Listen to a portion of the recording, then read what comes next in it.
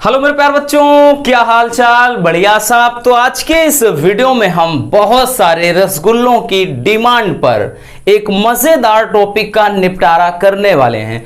आज के इस वीडियो में हम आपको बताने वाले हैं कि आपको बायोलॉजी में कौन कौन से डायग्राम एकदम बढ़िया तरीके से तैयार कर लेना है, प्रैक्टिस कर लेना है बना बना करके, ताकि बोर्ड एग्जाम में आपके 2 से 4 नंबर कम ना होने पाए। जी बिल्कुल, 1 तो 2 नंबर का बच्चों इस फिक्स होता है कि एक डायग्राम तो आना ही आना है, और दूसरा आपका जो लॉन्ग क्वेश्चन होता है उसमें भी ये इन्वॉल्व होता है। तो मान के चलिए 4 से 6 नंबर का भाई आपका ये काम कर जाएगा। तो चलिए देख लेते हैं कि कौन कौन से मोस्ट इंपोर्टेंट डायग्राम है जो आपको तैयार करना है। इसके लिए बहुत सारे बच्चों की कमेंट आ रहे थे बायोलॉजी की क्लास को, लेकिन रसगुल्लों हमें थोड़ा दुख होता है, हर्ट होता है। आपके कमेंट को रेगुलर देखते हैं, बस व्यस्तता है तो नए स्टूडियो की, बस कुछ दिन का काम और है, टाइल्स वगैरह भी लग रहे हैं, इसलिए बच्चों थोड़ा और भी सब्र कर लीजिए, जल्द ही अपना स्टूडियो तैयार हो जाएगा।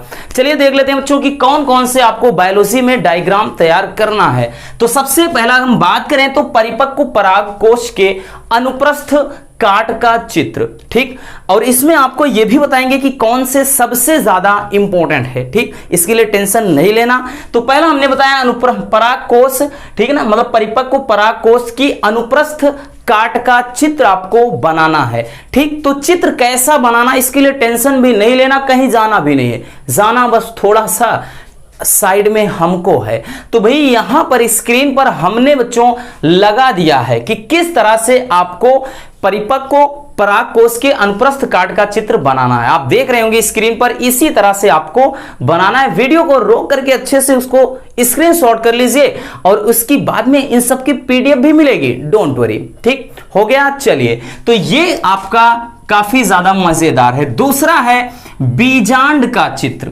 तो सब, हालांकि सबके नामांकित चित्र आएंगे कि भाई फिगर बनाइए और साथ में कौन सा पार्ट क्या कहलाता है उसको आप थोड़ा क्या है इंडिकेट करके दर्शा दीजिए। तो दूसरा है क्या, बीजांड का चित्र। दूसरा बीजांड है। बीजांड का स्ट्रक्चर कैसे बनता है ये भी साइड में स्क्रीन पर लग गया है, आप अच्छे से देख लीजिए, ठीक है ना। ये रहा बीजांड, तो आपको समझ में आ गया बच्चों। तो दूसरा बीजांड है। तीसरा है शुक्राणु का नामांकित चित्र। तीसरा जो इंपॉर्टेंट है वो है शुक्राणु का नामांकित चित्र, यानी स्पर्म की स्ट्रक्चर, शुक्राणु कैसे होता है वो आपको बताना, मतलब बनाना पड़ेगा, ठीक है ना। कैसे होता है देखने में, भाई उसमें संरचना कैसी होती है, यही चीज है। तो आप स्क्रीन पर देख रहे होंगे बच्चों, ये रहा शुक्राणु, ठीक, समझ में आ गया। चलिए स्क्रीनशॉट करते चलिए, वीडियो को थोड़ा रोक करके या कैसे भी कर लीजिए, डोंट वरी, ठीक। नेक्स्ट है कि नर जनन तंत्र का चित्र, ठीक है ना, मेल रिप्रोडक्टिव सिस्टम। तो नर जनन तंत्र का चित्र कैसे बनाना है इसको भी आप साइड में हमने लगा दिया है, देख लीजिए किस तरह से आपको फिगर बनाना है, ठीक, समझ में आ गया बच्चों। चलिए स्क्रीनशॉट कर लिए। उसके बाद अब है बारी मादा जनन तंत्र की।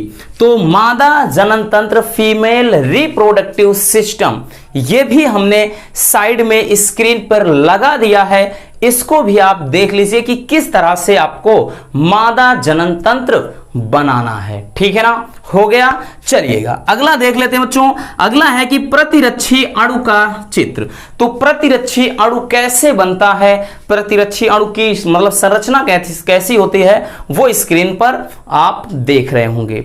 इस तरह से प्रतिरक्षी अणु का जो चित्र है वो आपको बनाना है, ठीक। चलिए नेक्स्ट है रसगुल्लों, डीएनए का द्विकुंडलित, यानी डीएनए की द्विकुंडलित संरचना। तो डीएनए की जो डबल हेलिक्स संरचना होती है वो द्विकुंडलित संरचना होती है। कैसी होती है, स्क्रीन पर लग गया है बच्चों, देख लीजिए कि किस तरह से डीएनए को बनाते हैं, ठीक है ना, यानी उसकी द्विकुंडलित संरचना कैसे बनाते हैं। तो ये रहे आज के 7 मतलब मजेदार डायग्राम। अब बात कर लेते हैं इन सब डायग्राम में कौन से सबसे ज्यादा इंपॉर्टेंट है। भाई वैसे तो सबके सब इंपॉर्टेंट है, लेकिन अगर हम वरीयता देंगे, भाई किसी को प्राथमिकता देना चाहेंगे कि सबसे ज्यादा इंपॉर्टेंट कौन है, तो उसकी जो श्रेणी में आता है रसगुल्लों, सबसे पहला है भाई ये मोस्ट इंपोर्टेंट है। कौन सा? परिपक्व परागकोश की अनुप्रस्थ काट का चित्र। ठीक। दूसरा बात करें तो भाई ये शुक्राणु की जो संरचना हो जाती है, ये भी इंपॉर्टेंट है। ठीक। और नेक्स्ट अगर हम बात करें तो नर जनन तंत्र, ये तो आपका मोस्ट इंपोर्टेंट है। इंपोर्टेंट नहीं बल्कि मोस्ट इंपोर्टेंट है। विगत वर्षों में देख लीजिए 3-3, 4-4 सेट में ये पूछा गया है।